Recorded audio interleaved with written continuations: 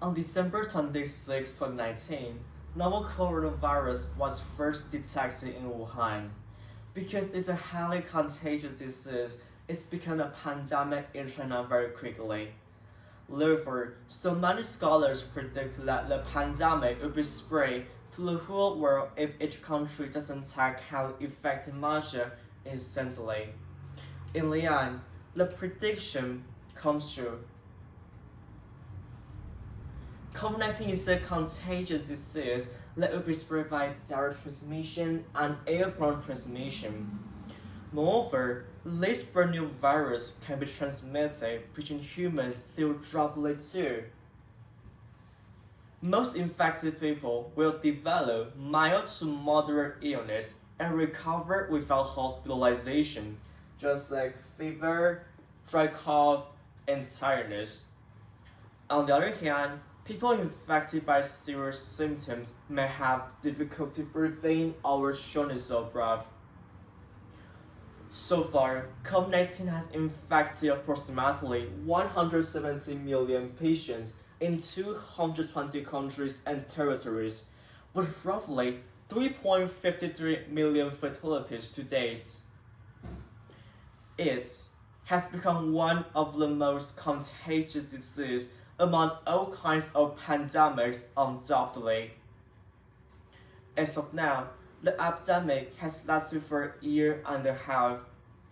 Its outbreak not only causes the mortality rate to increase significantly, but it has profound impacts on the global economy. The outbreak forced a great number of factories and companies to halt production.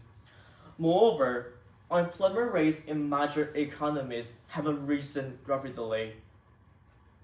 Because of this, if we don't find out a way to tackle this instantly, the revenue of industries around the world will be greatly undermined.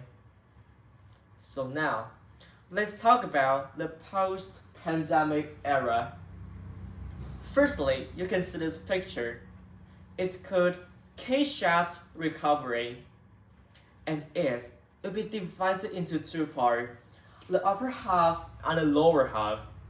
The upper half indicates the semiconductor, biomedical technology, e-commerce, and so on.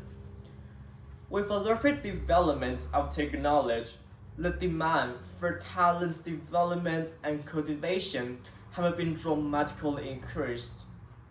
Therefore, many schools in each country have been offering related courses to train students due to the demand for information technology technicians. On the other hand, when it comes to the trade of the stock markets and housing markets, they continue to expand with no effects.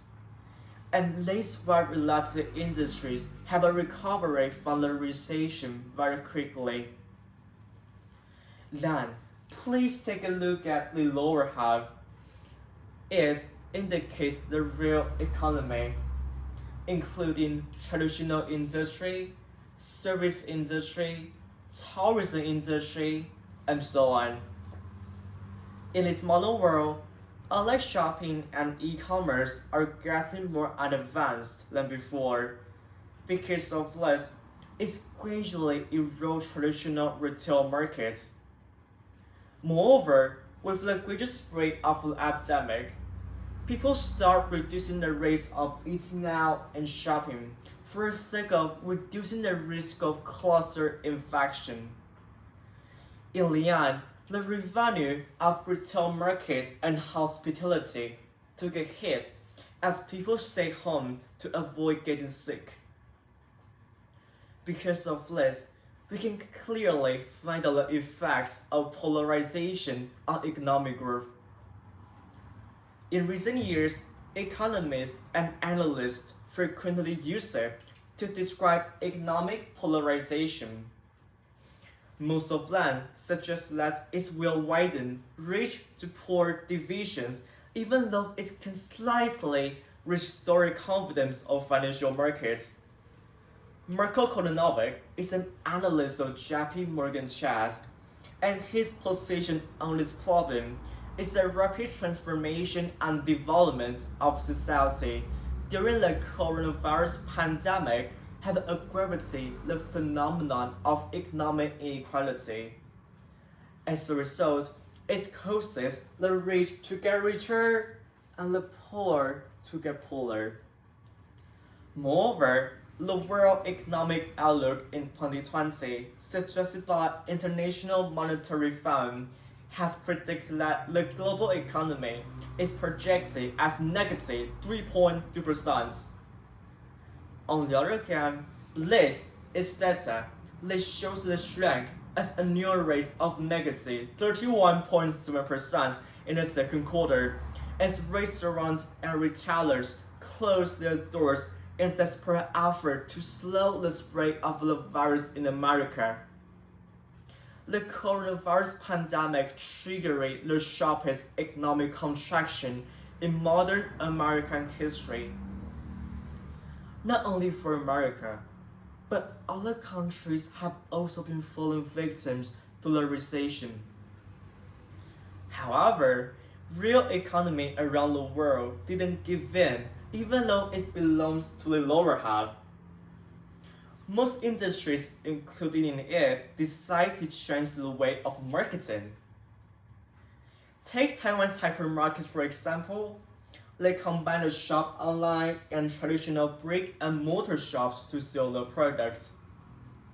Instead of selling products offline solely, they also adopt the way of e-commerce to extend the marketing channel.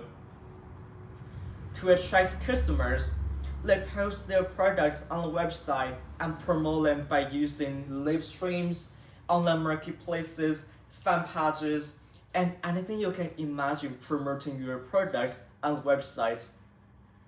In the end, with the stimulation of COVID-19, an analysis suggested by the United States Department of Commerce showed that e-commerce reached $196.66 billion in the first quarter of 2021, up 39% year over year from $141.52 billion in the same quarter of 2020. The strategy which they adopt not only made a killing by it, but also makes the stay-at-home economy becomes a fad in the period of COVID-19. It has become a flourishing business opportunity with the stimulation of coronavirus. Industries belong to the real economy have found a variety of ways to sell their products to improve visibility on websites. And that's all the more reason the global gross domestic product is more likely to recover to pre-pandemic levels. To sum up, although COVID-19 has caused the mortality rates to increase dramatically, the appearance of brand new business opportunities has become its additional value. At the same time, it also stimulates us to find out solutions to prevent our health and economies from the epidemic. And that's exactly the double-edged sword, doesn't it? I truly believe that unity is strength. The effects of the pandemic won't just evaporate overnight. The only way to weather the storm is to cooperate with each other. Thank you